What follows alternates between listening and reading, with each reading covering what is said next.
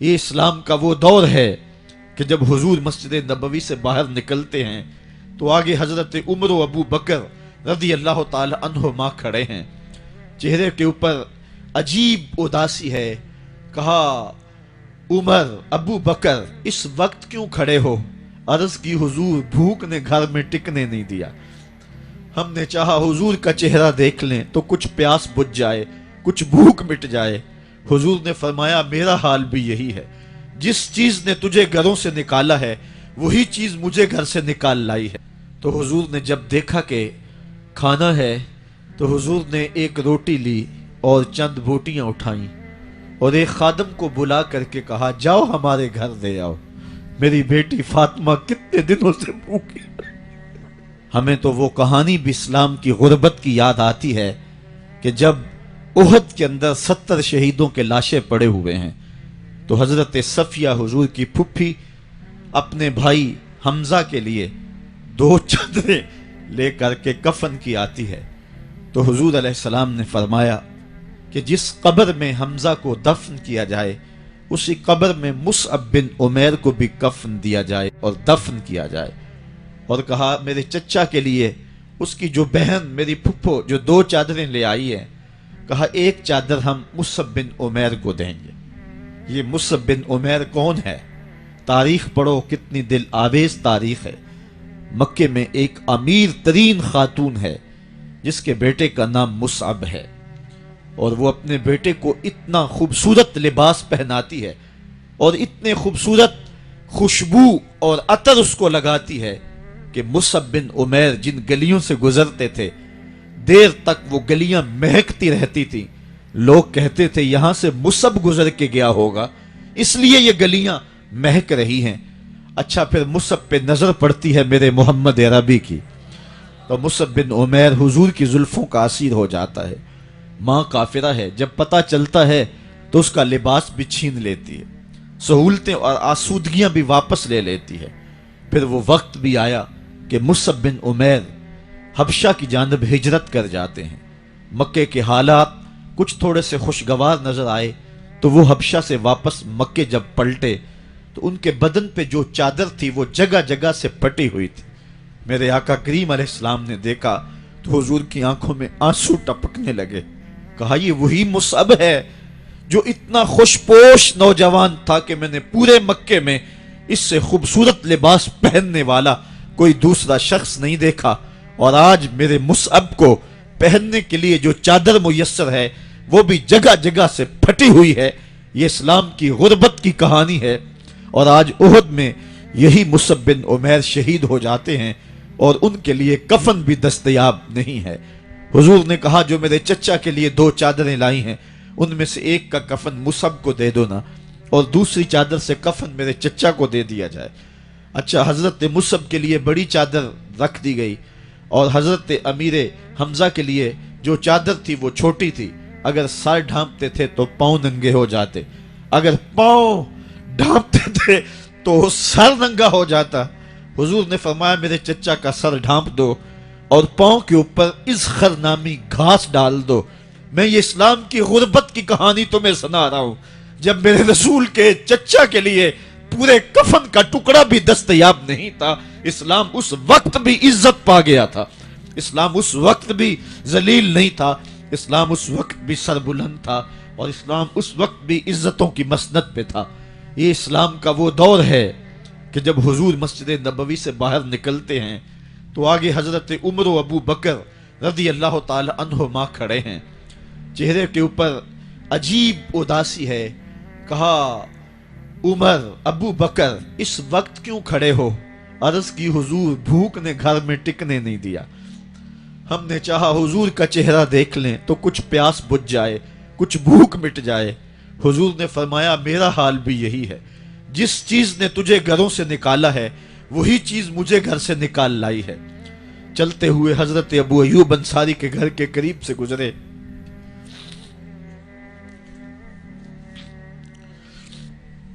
حضور کی خوشبو پا کے وہ باہر آ گئے.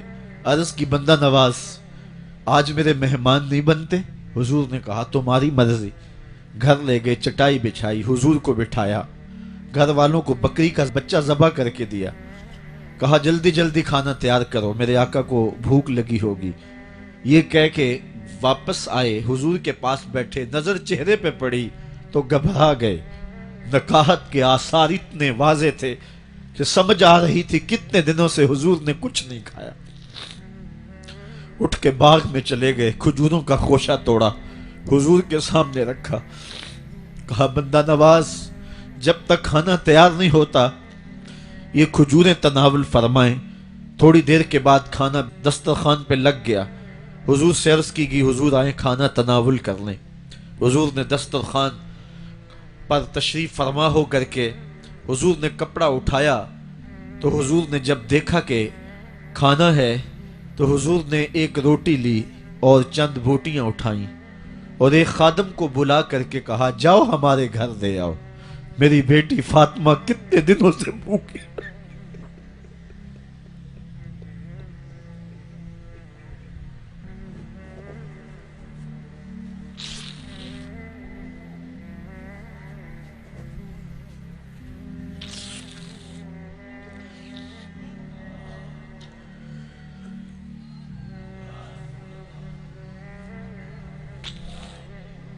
کہا جاؤ ہمارے گھر دے آؤ، میری فاطمہ کتنے دنوں سے بھوکی بیٹھی ہوئی ہے۔ مال کے کونین ہیں گو پاس کچھ رکھتے نہیں، دو جہاں کی نعمتیں ہیں ان کے خالی ہاتھ میں۔ آپ کو پتا ہوگا کہ جب میرے رسول کا انتقال ہوا ہے، حضور کا وصال ہوا ہے، تو حضور کی ایک زرہ ایک یہودی کے گھر میں گروی رکھی ہوئی تھی، حضور نے زرہ رکھ کر کے اس سے قرض لیا ہوا تھا۔ یہ اسلام کی غربت کی کہانی ہے، اور پھر اللہ نے اسلام کو امارت کے رنگ بھی دیے۔ آؤ تمہیں کہانی سناؤں، حضرت عدی بن حاتم روایت کرتے ہیں، صحیح بخاری میں روایت ہے۔ یہ حاتم تائی کے بیٹے ہیں، کہتے ہیں میں حضور کی خدمت میں حاضر ہوا، ایک شخص آیا کہنے لگا حضور غربت نے میرا برا حال کر دیا ہے، اور اس نے شکایت کی غربت کی، پسماندگی کی اور اپنی معاشی بدحالی کی۔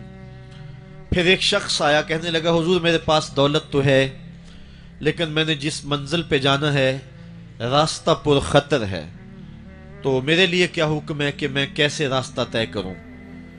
تو یہ دو لوگوں نے یہ باتیں کی تو حضرت عدی کہتے ہیں کہ حضور نے روئے سخن میری جانب موڑا اور میری جانب مخاطب ہو کے کہا عدی تو نے ہیرا دیکھا ہے؟ عدی کہتے ہیں میں نے عرض کی حضور دیکھا نہیں، سنا ہے، ہیرا یہ شہر ہے عراق کا۔ تو حضور نے فرمایا عدی تو نے ہیرا دیکھا ہے؟ میں نے کہا نہیں حضور دیکھا نہیں، اس کا تذکرہ سنا ہے۔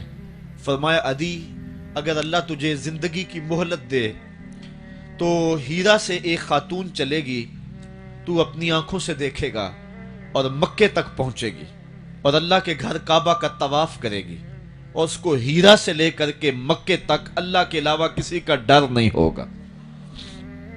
کہتے ہیں کہ میں نے دل میں کہا کہ پھر بنو طے کے ڈاکو مر گئے ہوں گے جنہوں نے عرب کے اوپر روب ڈال رکھا ہے، تو وہ تو پھر ختم ہو گئے ہوں گے۔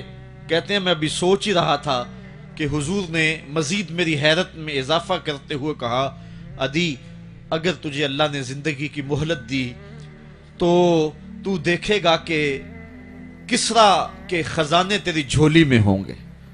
تو اس دور کی سپر طاقت تھی۔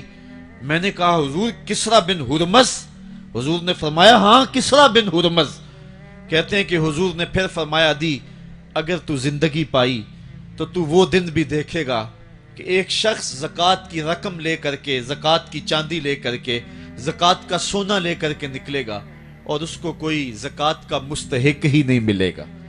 حضرت عدی بن حاتم کہتے ہیں کہ پھر میں نے وہ منظر اپنی آنکھوں سے دیکھا کہ ہیرا سے خاتون چلی اور مکے تک پہنچی اور امن ایسا تھا کہ اس کو اللہ کے علاوہ کسی کا ڈر نہیں تھا۔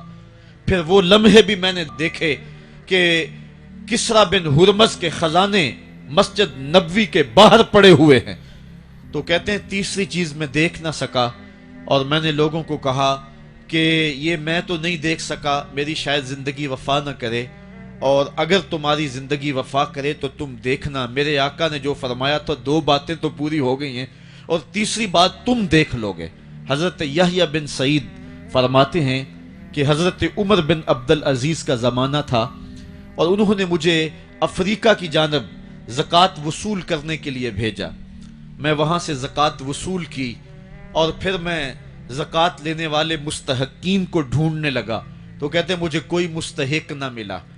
پھر میں غلام پکڑتا اور اس کے پیسے دے کے اس کو آزاد کرواتا چلا جاتا۔ حضرت عمر بن عبد العزیز کا زمانہ ہے کہ گورنر ہے عراق کا، وہ حضرت عمر بن عبد العزیز کو لکھتا ہے کہ اتنی رقم ہے، اس کا کیا کرنا ہے؟ تو عمر بن عبد العزیز کہتے ہیں رقم لے کے یہاں نہ آنا، وہاں عراق کے لوگوں میں بانٹ دو، جو زکوٰۃ کے مستحق ہیں ان کو تقسیم کر دو۔ تو گورنر لکھتا ہے جو مستحق ہیں ان کو دے دی، اب کوئی مستحق نہیں رہا تو میں کیا کروں؟ تو حضرت عمر بن عبد العزیز کہتے ہیں جو مقروض ہیں ان کا قرض اتار دو۔ تو کہتے ہیں کہ ہاں قرض بھی میں نے اتار دیا ہے، رقم پھر بھی بچ رہی ہے، کیا کروں؟ تو حضرت عمر بن عبد العزیز نے پھر لکھا جو شخص شادی کرنا چاہتے ہیں ان کا حق مہر ادا کر دو۔ میں نے کہا کہ وہ بھی کر دیا ہے، رقم پھر بھی بچ گئی، اب کیا کروں؟ تو حضرت عمر بن عبد العزیز نے مجھے لکھا کہ جو غیر مسلم ہیں جنہوں نے ٹیکس دیا ہوا ہے، جتنا ٹیکس دیا ہے اس سے دگنے پیسے ان کو قرضے میں دے دو اور ان کو کہو جاؤ اس کا کاروبار کرو، کھیتی باڑی کرو، اور ساتھ انہیں یہ بھی کہہ دینا قرض کی فکر نہ کرنا اور زیادہ اس میں پریشان نہ ہونا، جب دے سکو گے دے دینا۔ یہ دور بھی پھر اسلام نے دیکھا اور یہ گھڑیاں بھی دیکھی جب چیتھڑے پہنے ہوئے تھے، جب پیوند لگے لباس پہنے تھے، جب پیٹ میں ڈالنے کے لقمہ بھی نہیں تھا، اللہ کا دین اس وقت بھی غالب تھا، اور جب گلیوں کے اندر ریشم بکھرا ہوا ہوتا تھا کوئی اٹھانے والا نہیں تھا، دین اس وقت بھی غالب تھا۔ دین کا غالب ہونا یا نہ ہونا اس کا تعلق جو ہے وہ مال و دولت سے نہیں ہے۔ اقبال کہتا ہے کہ زوال بندہ مومن کا بے زری سے نہیں، مومن کا زوال بے زری سے نہیں ہے بلکہ اس کا سبب کوئی اور ہے۔ وہ سبب ڈھونڈنا ہے کہ ہم دنیا میں رسوا ہو کے کیوں رہ گئے، ہم زمانے کے سامنے تماشا کیوں بن کے رہ گئے، آج نبی کی امت پوری کائنات میں رسوا ہو کے کیوں رہ گئی، آج ہمارا تماشا دیکھا جا رہا ہے، آج بھوکے کتوں کو ہماری بیٹیوں اور بہنوں کے اوپر چھوڑا جا رہا ہے اور اس کا تماشا دیکھا جا رہا ہے۔ کیا ہم نے یہ دن بھی دیکھنے تھے؟ ہم نے سراغ لگانا ہے۔ دولت کی قلت اور کثرت یہ ثانوی چیزیں ہیں، ہم نے تاریخ میں دیکھا ہے، ہم کبھی مالی طور پہ کمزور تھے رسوا نہیں ہوئے ہیں، مال زیادہ ہو گیا رسوا نہیں ہوئے ہیں، رسوائی کے سبب کوئی اور ہیں۔